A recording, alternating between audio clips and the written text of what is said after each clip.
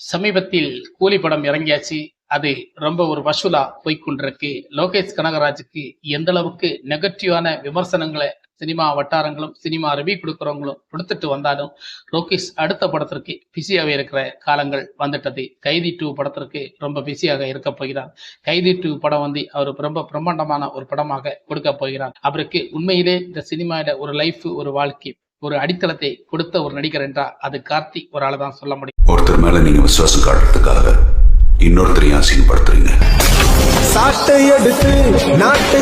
அப்படித்தான் அவர் எடுத்த படத்துல கார்த்திகை வச்சு எடுத்த கைதி 1 தான் அவருக்கு 100 கோடி வசூல் சாதனை ஒரு ரெக்கார்டை படைச்சது. அதுக்கப்புறம் தான் லோகேஷ் கனகராஜ் யார் என்பது நமக்கு எல்லாருக்குமே தெரிய வந்துச்சு.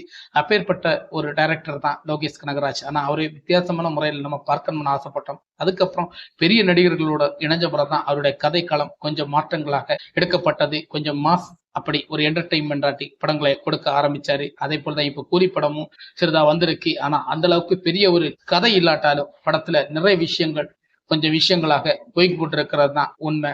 கதை ரொம்ப விஷயமாக நமக்கு பார்க்கப்படுவது இதில் உண்மை என்பது நமக்கு தெரியல. ஆனா கதை விஷயத்துல அவருக்கு ரொம்ப விசித்திரமான ஒரு கேரக்டர் இருக்குமென்னு தான் நினைக்கிறேன். கதை விஷயத்துல அவர் ரொம்ப கொஞ்சம் ஆலோசிக்கணும். ஆலோசிக்கலன்னா நிச்சயமாக இனி என்ன எப்பமாவது ஒரு படம் அடித்தளமாக அவருக்கு ஒரு விஷயம் வரும் என்று நான் நம்பிக்கையாக சொல்கிறேன். லோகேஷ் கனகராஜை பொறுத்த வரைக்கும் கைதி 2ல இப்ப ரொம்ப பிஸியா இருக்கிறாரு. அதுக்கப்புறம் உங்களுக்கு முக்கியமான ஒரு இன்ப அதிர்ச்சியான ஒரு சம்பவத்தை சொல்றேன். அதுக்கப்புறம் AK 65 நிச்சயமாக AK 65 படத்தை லோகேஷ் கனகராஜ் அஜித்தை வச்சு எடுக்க போகிறார்.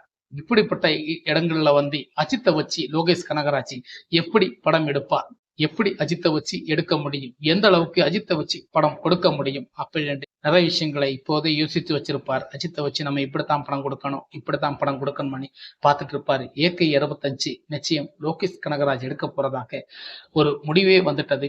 அடுத்தது AK 64 முடிஞ்ச பிறகு AK 65 லோகேஷ் கனகராஜ் அஜித்தோட இணைய போகிறார்.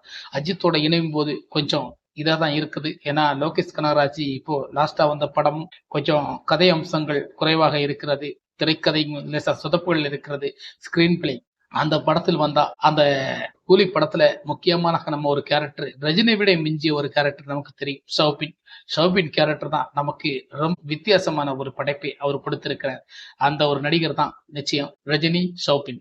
இவங்க 2 பேரும் சேர்ந்துதான் அந்த படத்தை தூக்கி நிறுத்திருக்கான்னு சொல்லலாம். ஆனா அந்த படத்துக்கு நிச்சயம் வசூல் ரொம்ப பிச்சுக்கிட்டு போற படம்.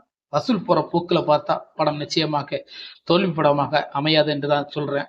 ஏன்னா அந்த கூலி படத்துக்கு அப்படித்தான் நிறைய விமர்சனங்கள் இருக்கிறது.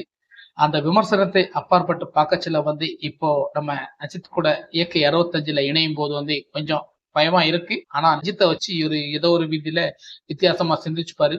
இந்த டைரக்டருக்கு இந்த கூலி படம் மிகச்சிறந்த ஒரு பாடமாக இருக்கக்கூடும். இன்னும் அவரு இதுல இருந்து சரிஞ்சிட மாட்டாரு, எலும்பித்தான் இருக்காரு. ஆனா எலும்பி போற படத்துல சரிவு ஏற்பட பார்த்தது. ஆனா இந்த சரிவுல இருந்து மீண்டு வரணும்னா லோகேஷ் கனகராஜ் அஜித்தை வச்சு ஒரு ஃபேன் இந்தியா சினிமா கொடுப்பாரு. அந்த நம்பிக்கை நம்ம எல்லாருக்கும் இருக்கு. அது வரைக்கும் நம்ம காத்திருப்போம். AK 65 பாரத வரைக்கும் நம்ம வெயிட் பண்ணுவோம். கிட்டத்தட்ட எப்படி ஒரு 2 ஆண்டுகள் 3 ஆண்டுகள் எல்லாம் ஆயிடும் AK 65 வருமானம். அது நமக்கு அதுவரையும் காத்திருக்கணும். ஓகே ஃப்ரெண்ட்ஸ், இந்த வீடியோ உங்களுக்கு எந்த அளவு பிடிச்சிருக்குன்னு தெரியல. மறக்காம நம்ம சேனலுக்கு சப்ஸ்கிரைப், லைக் எல்லாம் பண்ணுங்க, ஷேர் பண்ணுங்க.